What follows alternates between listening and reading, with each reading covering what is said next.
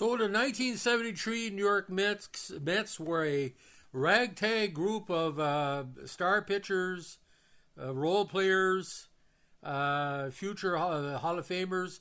Willie Mays came back for the season, and someone called the Stork. So we're doing a podcast because I've done a lot of videos on role players in Major League Baseball history of the 70s, backups on the Reds, the A's, even the Expos, the Royals. But George Theodore has been a fan favorite for many years. He's interviewed quite often for podcasts, and he's best known for two things. Being one of the tallest Major League Baseball players of all time and the thinnest with Celtic Culfie, that's why I call him the Stork, and an inside-the-park home run that made national news where he was the cause of it. Now, George Basil Theodore, born November 1347, retired from Major League Baseball in the mid-70s. He played outfield for New York Mets in 73 and 74.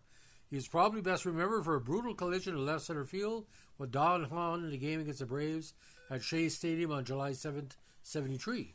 As a result of the collision, Ralph Garv, the Braves, scored an inside-the-park home run, and Theodore dislocated his hip and had to be carried off the field on the stretcher. That photo made national news.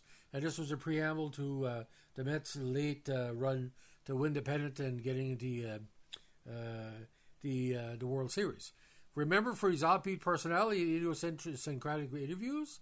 For example, he once remarked, "I've been trying transcendental meditation that helps me be passive and wait on the curve. I've got to find something else to hit the slider." Theodore played 2 games in the 1973 World Series during the Mets' tough 7-game loss to the Oakland A's, where he finished with a 0 batting average and 2 plate appearances. That happened in games 2 and 4, both of which the Mets won. Of course, the extra inning game in Game 2 and the late inning rally in Game 4. After his baseball career, he returned to the University of Utah and earned a Master of Social Work degree in 78. He went on to work for 38 years as a counselor to elementary school students. In 2016, South Salt Lake Chamber of Commerce named him Educator of the Year. Now, on September 28, 2008, he returned to Shea for the stadium's closing ceremony. He was interviewed during a game by TV broadcasters on April 16, 2023, when the Mets played the A's in Oakland for a 73 World Series reunion. Batted .219 with only 42 hits and 2 home runs. Now, the legend of the Stork can be best described as the various stories that have been done on him through the years. Now, this one we're going to read from the website ball9.com. But George Theodore once said, "That wasn't true. I never delivered a baby, but it stuck." The Stork. Nothing against guys like Dick Schofield, Alejandro De Aza, or Andres Torres, but you're hard-pressed to hear their names ever come in a conversation about Mets baseball. All of these 3 guys have played more games in a Mets uniform than George Theodore, and while their tenure in a Mets uniform was pretty anonymous, Theodore was anything but. It's hard to make an impression on a franchise again when your entire playing career for them lasted about 100 games. He took an unlikely path to the majors from the time growing up in Utah, not exactly a baseball hothead. He was a 717 pick in the 69 draft out of the University of Utah, and there had been a grand total of 1 player that previously made the majors out of the university. That's part of the appeal of Theodore as a player. He was an underdog that fans embraced and could relate to. In a way, he embodied that era of Mets baseball as well. You got to believe. Like the Mets of 69-73, he worked hard, played hard, gave his best effort when others had counted him out before. He was drafted during the Mets' miracle run of 69 and debuted as a rookie in 73, another magical year for the team. Again, he was famously injured seriously in an outfield crash with Don Hahn in 73 and played mostly as a pinch hitter across 60 games in 74. He spent 1 year in AA for returning to the University of Utah to finish a degree, which led to a long and successful and award-winning career in education. His time in Flushing might have been short, but his impact was large. If you say the name George Theodore to any Mets fans over the age of 50, you usually get an enthusiastic response back of the Stork. Whether it's like the enduring nickname, his attachment to the 73 World Series team, or just his nature as an everyday likable underdog who got to live every fan's dream, Mets fans love the Stork, as does the franchise itself. When the Mets recognize their alumni in big ceremonies, the Stork is usually there, and he always gets a big reception. Now, the He said, I had an improbable path to professional baseball. I loved sports growing up, but it was kind of introverted. Growing up in the 50s, the team who had dominated everything was the Yankees, so I used to follow them. We lived in a new subdivision, and there really was no baseball, so the fathers gathered around and decided to start a little league, which I played in. Now, the goes on to say, you were drafted at the University of Utah in the 31st round of 69. What was your draft experience like? I was ignorant for the whole process. I wanted to play pro for a long time, but I didn't know the process. I was at home during the draft, waiting, and I didn't hear anything. Maybe a month goes by after draft, and I got a call from a scout asking me if he was interested in signing my contract. I was one of the last players drafted, 717 overall, and he said, you bet I am. I asked what it would take to sign me. I hadn't thought about that, but I asked for $3,000, what has gotten me through graduate school if I didn't make it. That year, me and 200 players from Salt Lake City signed with the Mets, which was unheard of because you didn't see many pro baseball players coming out of there. So the three of us went to Marion for the rookie league, and the rest was history.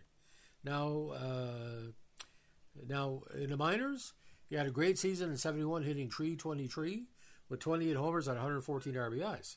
Some of the best stats for any Mets minor leaguer of that era. Now, you made the team on the spring training 73.